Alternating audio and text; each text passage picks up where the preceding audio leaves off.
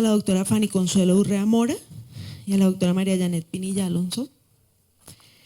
La doctora Fanny es odontóloga, especialista en estomatología, maestría y doctorado en bioética de la Universidad del Bosque, docente de la Universidad del Bosque. La doctora María Janet Pinilla Alfonso, magistra en estudios de género y desarrollo de la Universidad Nacional de Colombia, antropología de la Universidad Nacional de Colombia, experiencia en investigación, docencia universitaria, trabajo comunitario con grupos urbanos, rurales e indígenas en diversos contextos, con énfasis en género y en aspectos como salud, salud sexual y reproductiva, educación y desarrollo comunitario. Su ponencia se titula Bioética, Género y Justicia Social, una experiencia de un seminario. Bienvenidas. Bueno, buenas tardes. Esta ponencia presenta la experiencia del seminario del Departamento de Bioética de la Universidad del Bosque del cuerpo sin justicia, sujetos con justicia, realizado durante el segundo semestre del 2015 y primer semestre del 2016, y el cual a partir de ahora toma el nombre de Bioética, Género y Justicia Social. El seminario surge del análisis y debate que suscitó una investigación previa del doctorado en bioética sobre el cuerpo y la autonomía de las mujeres gestantes, que dejó inquietudes de los límites entre autonomía y justicia y profundos interrogantes en torno a la justicia social y las inequidades contra las mujeres. En las 10 sesiones del seminario, que contó con la participación de estudiantes y docentes del área de la salud especialmente, se analizó y debatió los temas del cuerpo y sus significados, el concepto de género, el quehacer de la bioética, y se dio inicio al debate acerca del principio de justicia en bioética, que enriqueció desde diferentes miradas. El análisis y debate se ha llevado a cabo desde la diada Bioética Género, dado el interés común por el cuerpo, la autonomía y la justicia social. En este espacio, la bioética se contempla como un campo reflexivo, pluralista, interdisciplinar y secular que intenta indagar sobre la justicia social en diálogo con el género. En este seminario, digamos que teníamos un profundo interés por trabajar aspectos teóricos que se unieran a la experiencia colectiva de ser estudiante de salud, pero además también en algunos casos de ser profesional y de ser docente. En esa pregunta por cómo dialogamos, cómo ponemos las teorías de género a disposición y sobre todo cuáles en medio de toda la producción tan amplia que hay, decidimos fundamentalmente trabajar con 4 mujeres que trabajaron y trabajan sobre la discusión de género.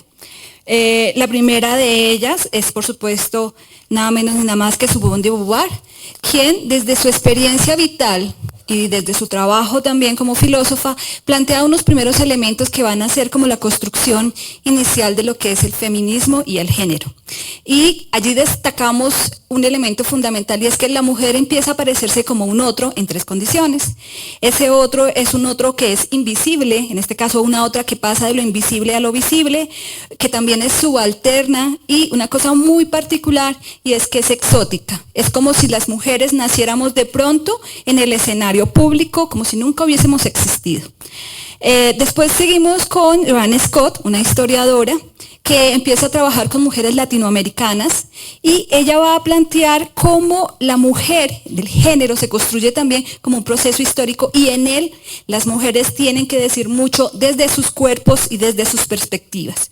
Esto va a ser muy interesante porque además ella dice que el género va a ser un elemento constitutivo de las relaciones sociales. Y eso es fundamental. Ella lo va a decir en los 90, se lo estuvo pensando como a finales de los 80, y hoy ese es un tema de discusión con las famosas cartillas. O sea, lo hemos trabajado profundamente y sin embargo seguimos haciendo ejercicios de resistencia y anclados a unas miradas que quitan dignidad a los sujetos.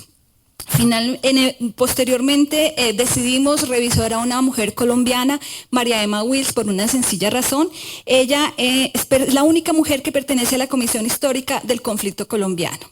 Y el conflicto colombiano fue un ejercicio de poder que transformó la vida de muchas mujeres, pero también de muchos hombres en unas condiciones muy particulares.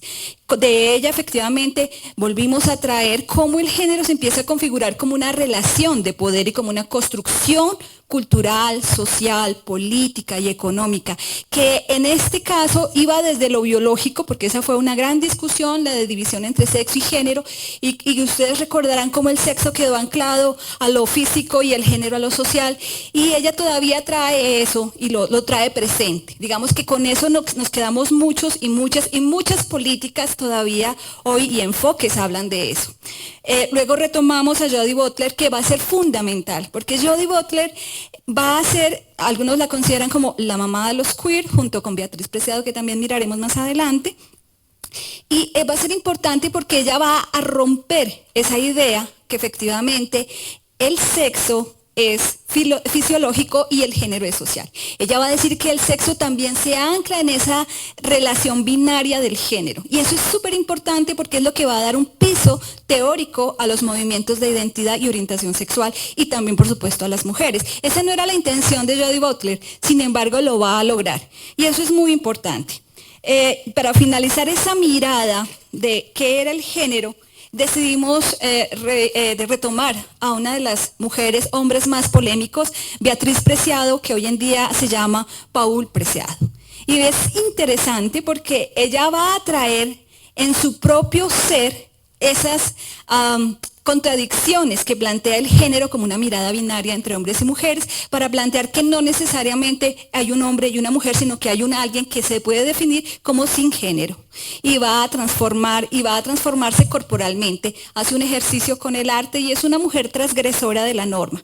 Y además es muy bonito porque ella también empieza a hacer un ejercicio un poco más juicioso de dónde proviene la palabra género y encuentra que la palabra género nace en la clínica. Y nace en la clínica, curiosamente, en el espacio de pediatría, y esto nos permitía conectarnos perfectamente con los estudiantes, porque de todas maneras la formación médica tiene una idea de naturalidad y de corrección de la normalidad. Y entonces ella nos va a contar cómo el género nace realmente en la clínica con los niños intersexuados y que con ese afán de querer corregir desde el principio. Ustedes van a recordar cómo hace unos años hubo toda una discusión sobre que los niños que nacían niños y niñas, o ELES, como se les denomina, tenían la posibilidad de decidir en qué momento de su vida querían uno u otro genital. La sorpresa más grande fue que la mayoría de ellos, ellas o ellos consideraban que querían tener sus dos genitales. Eso nos hace ruido socialmente y en salud sí que hace un ruido trascendental. Ahí es mucho más evidente, pero si eso lo pasamos a otras cotidianidades, también habrán otras normas de vida y de salud que empiezan a hacernos ruido y que empiezan a hacer ejercicios de poder. Entonces, ella es muy interesante por eso. Y además nos permitió empezar a anclar la bioética. Las bioéticas feministas nacen como en los años 80, sin embargo no van a ser tenidas en cuenta. Ustedes recuerden que la bioética nace especialmente del tema de la salud, de la medicina, pero ahí en ese campo no tuvieron fruto. Curiosamente son hace muy pocos años que el género empieza a tener un sentido en salud. Nosotros quisimos traerlos y poderles presentar a estos hombres y mujeres jóvenes que están en proceso de construirse como personal de salud, cómo el género no solo atraviesa a sus pacientes, a sus otros y otras, sino que los atraviesa a ellos mismos en un sentido de normalizar sus propias existencias. Esto fue una de las cosas más interesantes y ahí conectamos nuestra primera conexión fuerte con la bioética y particularmente con el trabajo del doctor Escobar cuando habla justamente de las transformaciones corporales.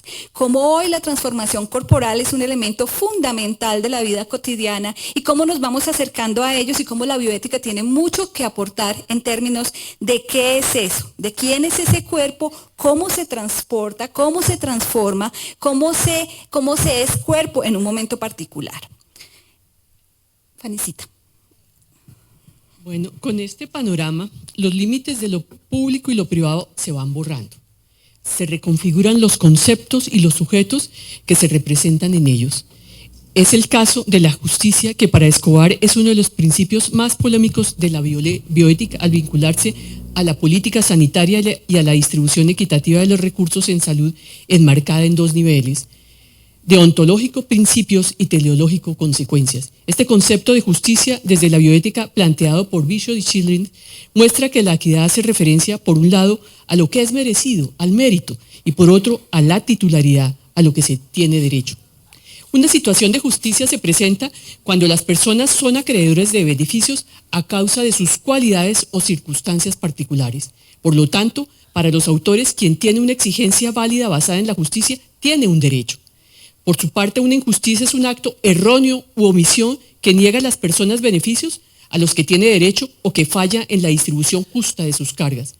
Es así como Potter evidencia inequidades que se convierten en dilemas para la bioética vinculados con la relación profesional de la salud paciente y con la asignación de escasos recursos en salud. De otro lado, es importante tener en cuenta que la distribución equitativa está inmersa en la teoría de justicia de Rawls, quien hace una reconciliación de los principios de igual libertad y equidad de oportunidades a través de la idea de justicia como equidad. La teoría de justicia de Rawls ha tenido críticas desde diferentes autores y autoras teóricos de la justicia, como por ejemplo Nozick, que afirma que es poco libertaria. Working pensaba que se quedaba corta en la defensa de la igualdad. McIntyre critica el enfoque individualista y Cohen considera que la teoría tiene límites frente a la realidad. Por su parte, Nussbaum discrepa de Rawls en torno a los bienes primarios, en tanto las capacidades humanas son la base de los principios políticos de una sociedad pluralista y liberal. Desde las teorías feministas de justicia con Catherine McKinnon, Honora O'Neill y Nancy Fraser, evidencia la ausencia de la perspectiva de género y la insensibilidad ante las diferencias.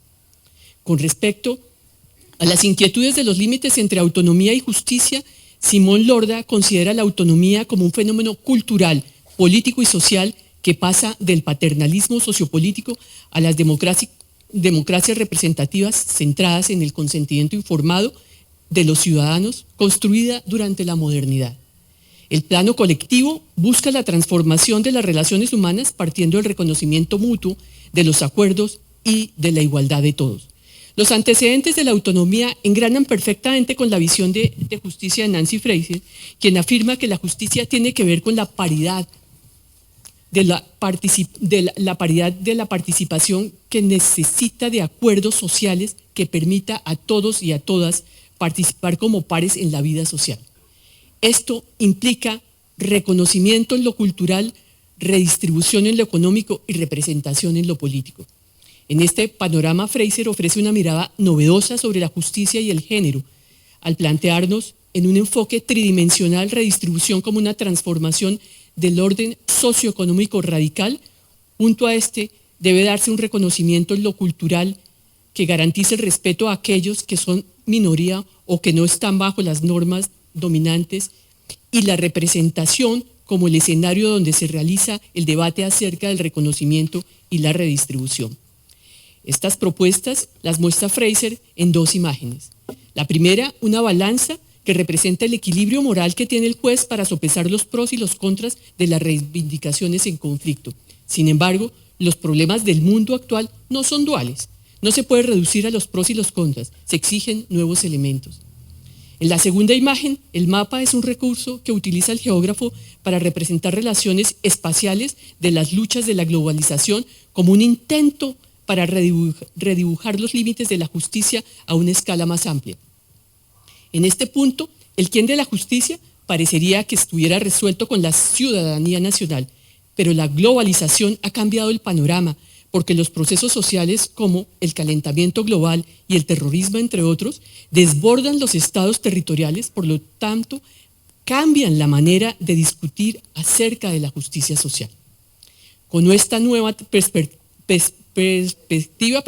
se abre el análisis y debate de la justicia social unido al desarrollo humano, que tendrá el seminario el próximo semestre y que, de acuerdo al recorrido realizado, encuentra que la autonomía y la justicia se entretejen porque los sujetos autónomos son los que reclaman justicia social. Una justicia social donde los sujetos sean un fin y no un medio, como lo plantea Nussbaum en Las fronteras de la justicia. Bueno, ahora, para finalizar, simplemente qué pasó con este seminario o qué ha pasado hasta el momento. Y Es que para nosotros fue una sorpresa encontrar cómo los estudiantes jóvenes se sorprendían un poco porque llegaban pensando que finalmente el género era un problema de otros, no de sí mismas ni de sí mismos. Esto también nos llevó a mirar cómo el proceso educativo en salud tiene que tener unas cercanías un poco diferentes. Si bien todos los estudiantes de la Universidad del Bosque tienen clases de bioética, hacer una reflexión bioética no es suficiente. Hoy la bioética se plantea como un escenario muy interesante, un escenario flexible, que hace una invitación a hacer otro tipo de miradas en los procesos educativos. El otro sentido es que propusimos un seminario muy similar a un estilo de conversatorio o de café, si se quiere, y fue bastante productivo en términos que permitimos un ejercicio de autonomía a los y las estudiantes para asistir a clase, para leer y para participar. Y para sorpresa nuestra fue un ejercicio bastante positivo y muy enriquecedor. El otro reto que tuvimos fue tener gente del pregrado, de posgrados y gente ya que estaba ejerciendo y poder también entablar unos diálogos amorosos, honestos y respetuosos, que era lo que nos había costado mucho en algunos campos. En el otro también creo que un logro es que las personas empiezan a buscar por sus propios medios información y empiezan a hacer un ejercicio de refutación desde otros espacios. Y se sentían en libertad para decir cosas que habitualmente las callan porque saben que es políticamente correcto acallarlas. Entonces creo que este fue un ejercicio interesante. Nosotras aspiramos a construir de esta experiencia que fue exploratoria una línea de investigación, porque consideramos que es importante empezar a expandir y sobre todo trabajar en la interdisciplinariedad. Esto hace que yo esté aquí parada y Fanny esté sentada dialogando, porque es justamente las diferencias las que queremos juntar. Muchísimas gracias por su atención. Buena tarde.